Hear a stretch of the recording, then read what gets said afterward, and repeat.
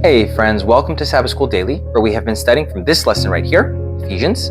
This week we've been studying from lesson number 11, which has the title, Practicing Supreme Loyalty to Christ, and today is Wednesday's lesson, which has the title, Slaves to Christ. Now I hope that you caught yesterday's lesson because the key to understanding what we're going to be talking about today and tomorrow was really in what I laid out yesterday.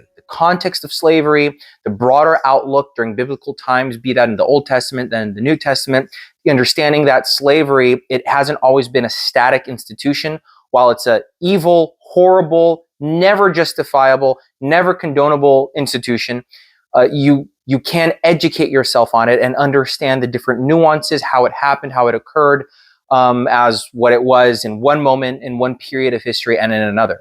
So remember that here we're dealing with slavery as a Greco-Roman institution, the context of that, what it represented, what was life like for these slaves, what it was like for them in the context of their everyday life, in the broader outlook of life. So I hope that you caught yesterday's lesson, and really the whole context of this week's lesson, I think, helps understand it a little bit more. Now, since today's title is Slaves to Christ, you'll see that what the author is getting at is this inversion that Paul makes here in these few verses. Really, we're going to read Ephesians 6, 5 through 8, and the inversion that he makes of the masters to the true master, to Jesus Christ, where the slave, the person there that's in that situation, they're serving in an excellent way, not primarily for their earthly masters, and that's something that we do get into.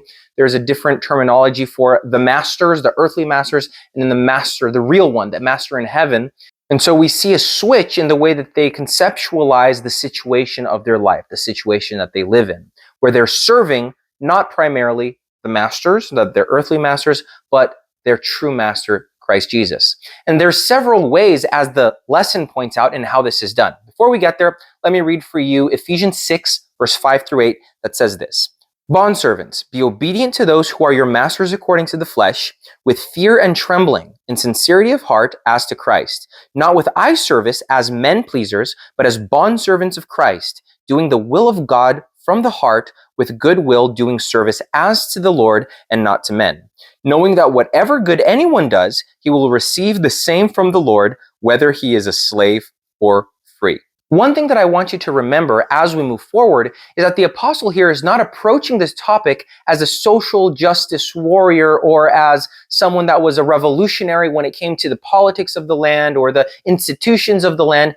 No, here he's approaching this topic as a pastor, ministering to people in his church, to members of his church that are in these situations. So you'll remember that the Jews thought that Jesus was going to be a political general Messiah. That's not what he came to do. In the same way, the apostles and the prophets, they didn't really battle these topics. You don't see in the New Testament this kind of issue being dealt with. Why? It's not because they condoned these things, these sort of situations. It's because they knew that the true problem that humanity faced, the true problem that Christ came to face, it was the problem of sin as a whole. So when Jesus came, he died for the sins of the world. He died to give us a way out of sin, a way out of this whole situation.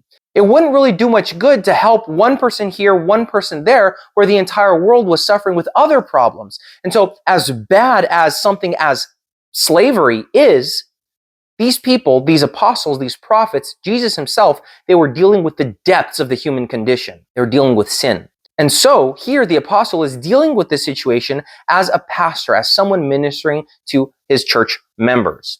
Now, look at how he inverts the concept of the master to the slaves in his own congregation. This is what the lesson says. Their slave masters are diminished by Paul as their earthly masters, pointing towards the real and heavenly master. You'll see that in verse 5. Secondly, they are to serve with fear and trembling, with a sincere heart, as you would Christ. As you would Christ. So here they're serving not their earthly masters, they're serving as they would serve Christ. Next, Paul notes this substitution most clearly in arguing that Christian slaves are to offer genuine service as slaves, not of their masters, but as slaves of Christ. Next, in performing their service, they are to do the will of God from the heart, offering heartfelt service directed to God. And finally, Paul invites positively motivated service offered as to the Lord and not to man. Please keep in mind, friends, please, that here this has nothing to do with politics. This has nothing to do with the institution of slavery as a whole. I'm sure that if they were in a situation where slavery was being battled against, where it was going to be subverted, these Bible authors would be all for it. They would raise their voices against this inhumane practice.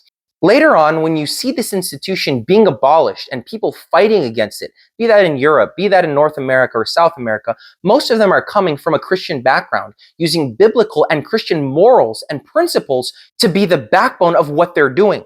And so, yes, in my opinion, the Bible is against slavery. When I look at what it has to say, the principles behind freedom, behind redemption, behind God freeing people from bondage and giving them freedom, I do believe that these two things walk hand in hand. The gospel and the abolition of slavery, they walk hand in hand.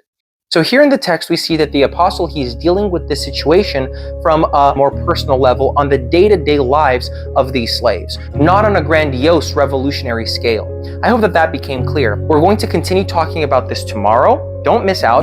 Please, if you have any comments, if you have any questions, if you'd like to interact with me, please leave something down below. That'd be great. Also, please remember to like, to share, and to subscribe to our videos. We release one every day, and I hope to see you again here tomorrow for another Sabbath School Daily.